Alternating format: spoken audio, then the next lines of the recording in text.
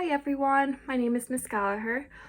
I was going to do these videos just for my own classes, but I decided to throw them up on YouTube because quite a lot of people have been affected by COVID. So I'm hoping that this will help students all around the world, no matter what age, if they're struggling with algebra or any type of maths or physics. So today we're going to be looking at simplifying expressions, okay? So when we say simplify expressions, we mean adding like or similar terms. And I always find the best way to learn maths is to practice and go through questions, okay? So this is an expression here, okay? The difference between an expression and an equation is that an equation has an equal sign in it. But as you can see here, this one doesn't. It's just a series of terms added together. And you'll notice that within these terms, we have terms with x in them. We call these variables, okay, because we don't know what x is. And then we've also got terms with just constants, so 2 and 6. So numbers that we've been using for quite a bit of our lives. And basically what I mean is by adding like or similar terms, what we do is we just add our x's together and our constants together. So by doing that, we have 4x plus 2x, just leaves us with 6x.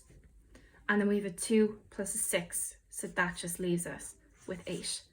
And that right there is our expression simplified. So that's your answer. It's just adding the like terms. If we have a look at another one, so this one has minus signs in it. We have a 3x minus a 1 plus 7 minus 2x.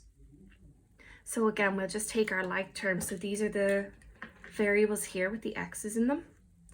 And then our other like terms are just our constants. So that's minus 1 and plus 7. So I have a 3x minus a 2x. So that's just going to leave me with x. And I have a minus 1 plus a 7. So that's just the same as 7 minus 1. So that leaves me with plus 6. And that's my expression simplified there. Okay. Right, one more so with minus signs in it. So start again by identifying your variables. So you have an x minus 6x, and then you have a minus 7 and a plus 9. So x minus 6x, so that's going to leave me with a negative value. And that's x minus 6x, that's going to leave me with 5x minus 5x. And then we have minus 7 plus 9, so that's the same as 9 minus 7. So that's just plus 2. Okay, and that's our expression simplified. I know the minus sign doesn't look very appeasing in front of the 5x, but don't be afraid of minus signs. They're a big part of maths and they're not going anywhere, okay? This one is a quadratic expression. So it's a quadratic because we have an x squared term in here. So this is another type of term that we can add to others. So in this case, we've got an x squared term. Okay, but that can't be added to x's because it's x squared. So as a side note, x squared is equal to x times multiplied by x. Okay, if you square something, you multiply it by itself. So in this case, we've got 3 types of terms. We have an x squared, and then we've got our 2x and our 5x, so just our x values. And then we've got a minus 7 and a minus 8. So this 9x squared here, there's no other x squared terms. So that just stays as is, it stays by itself. Then we've got a plus 2x and a plus 5x, so that's just 7x, and then we have a minus 8 minus 7, so that's going to give me a minus 15 because they're both minuses. And that again is our expression just simplified there.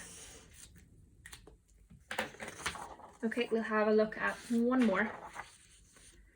Okay, so this one is a cubic expression because we have this cubic term in here, an x cubed. And x cubed just for your own info, x cubed is equal to x times x times x. So if something is raised to the power, it's just multiplying by itself by the value of that power, however many times that power is. Okay, so this is one with 4 types of terms in it. So we still have x squareds in here. We've also got x values. And then we also have one lonely constant. So there aren't any other x cubed values. So like in the last problem, our x cubed stays the way it is. Then we've got a plus 10x minus 11x. So that's going to leave us with minus 1x, or just minus x. We have a plus 2x squared and a plus 3x squared. So we can add those together to give us 5x squared. And then we have, the last thing we're left with is just our constant. That's minus 7. There aren't any other constants in there, so we just leave it as it is. Okay, I like to write it in decreasing powers, so I'm just going to write this as x cubed plus 5x squared minus x minus 7. And that's your expression simplified. Okay, this would have been perfectly okay as well. I just like to write it with decreasing powers, so the one with the highest power first, and then the one with the lowest power, which is always just our constants. And that is all you really need to know about simplifying very simple expressions. We're going to look at removing brackets and then simplifying expressions in the next video.